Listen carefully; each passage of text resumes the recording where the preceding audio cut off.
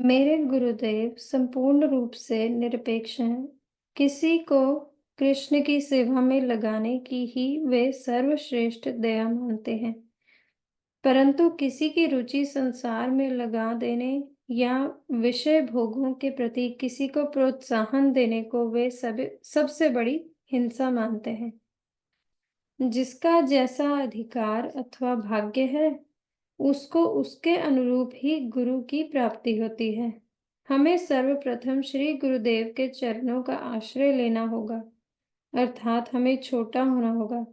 यदि आश्रय यही आश्रय का अर्थ है। यदि हमारी चित्त वृत्ति गुरु चरणों में होगी तो हम कहीं भी क्यों ना रहें, हमारी सेवा करने की इच्छा बढ़ेगी। सेवा ही चेतन जीव की जीवित अवस्था है। अतः हम भगवान की सेवा करने पर ही जीवित हैं। सेवा विमुख व्यक्ति मृत हैं। भोगी और त्यागी दोनों ही मृत, दुखी एवं अशांत हैं। केवल निष्काम भक्त ही जीवित, सुखी और शांत हैं। शारीरिक एवं मानसिक रूप से समृद्ध होने की चेष्टा आत्मा का धर्म नहीं है, अज्ञान का कार्य है।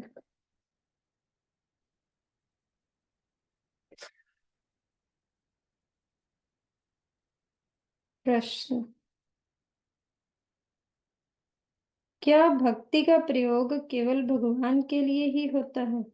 उत्तर: भगवान विष्णु किसी के भी ऑर्डर सप्लायर नहीं है। वे तो ऑर्डर सप्लायर्स के प्रभुओं के भी प्रभु हैं।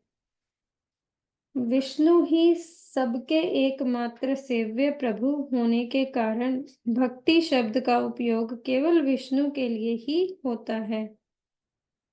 यद्यपि अन्यान्य देवताओं के पूजक देवताओं की पूजा को भक्ति कहते हैं, परंतु अन्यान्य देवताओं के लिए भक्ति शब्द का प्रयोग नहीं हो सकता।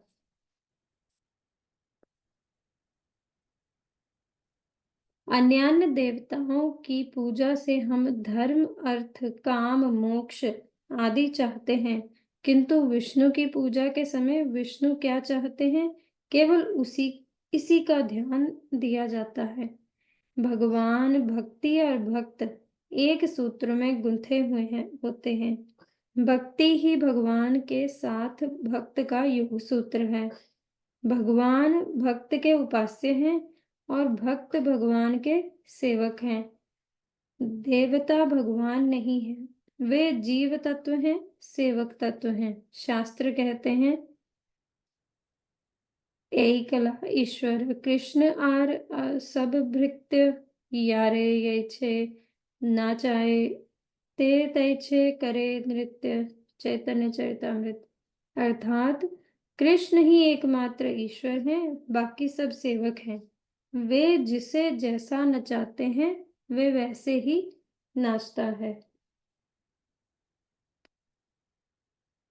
हरिरेव सदा राध्य सर्वदेवेश्वरेश्वरः इतरे ब्रह्मरुद्राग्धा नावज्ञेया कदाचन।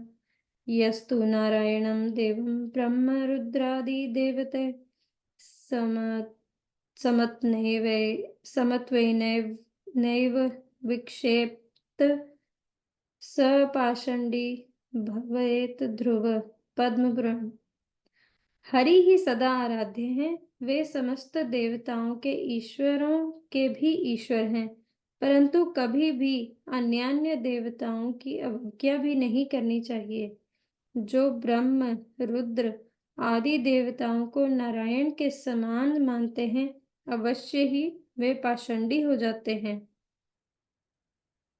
शास्त्रों में पूर्ण वस्तु भगवान श्री हरि की सेवा को ही भक्ति कहा गया है, किंतु आजकल भक्ति शब्द का अनेक प्रकार से अपव्यवहार हो रहा है, जैसे पितृभक्ति, राजभक्ति या पाठशाला की गुरु भक्ति। भक्ति किसे कहते हैं? किस वस्तु के माध्यम से भक्ति प्राप्त की जा सकती है, इसका विचार ठीक-ठीक ना होने पर हमें असुविधा में पड़ जाते हैं। समस्त इंद्रियों से ऋषिकेश श्री हरि की सेवा को ही भक्ति कहते हैं। शास्त्र कहते हैं, सर्वोपाधीनि विनिर्मुक्तम तत्व तत्पर पर तत्वेन निर्मलम ऋषिकेण ऋषिकेश सेवनम भक्तिरुच्यते। नारद पंचरात्र। भगवान श्री गौरांग देव ने भी कहा, अन्य वांछा अन्य पूजा छाड़ी ज्ञान कर्म आनुकूल्येन सर्वेन्द्रिय कृष्णानुशीलन। एई शुद्ध भक्ति एया एते प्रेमा भय पंचरात्रे भागवते एई लक्षण कर कये चैतन्य चरितामृत। अर्थात पंचरात्र तथा भगवान में शुद्ध भक्ति के लक्षण बताते हुए कहा गया है कि भगवान की सेवा के अतिरिक्त सभी प्रकार की वांछाओं अनन्यान्य देवी देवताओं की पूजा और ज्ञान कर्म को छोड़कर समस्त इंद्रियों के द्वारा अनुकूल रूप में कृष्ण की सेवा को ही शुद्ध भक्ति कहते हैं। इसी शुद्ध भक्ति से प्रेम उत्पन्न होता है। श्रीमद् भागवत में कहा गया है, मद्गुण श्रुति मात्रेण मयि सर्वगुहाशये विच्छिन्ना यथा गंगाम्भ सोऽयं बुधा लक्षणं भक्तियोगस्य निर्गुणस्य हृदाय हृतम् अहेतुक्य व्यवहिताया भक्ति पुरुषोत्तमेव।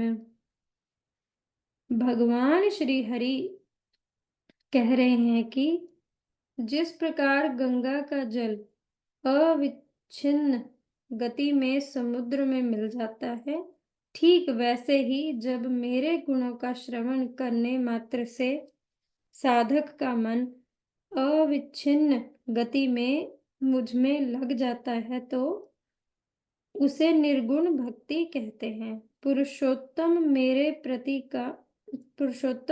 प्रति का भक्ति अहितु की अर्थात धर्म अर्थ काम मोक्ष आदि की इच्छा से रहित और अप्रतिहता होती है, अर्थात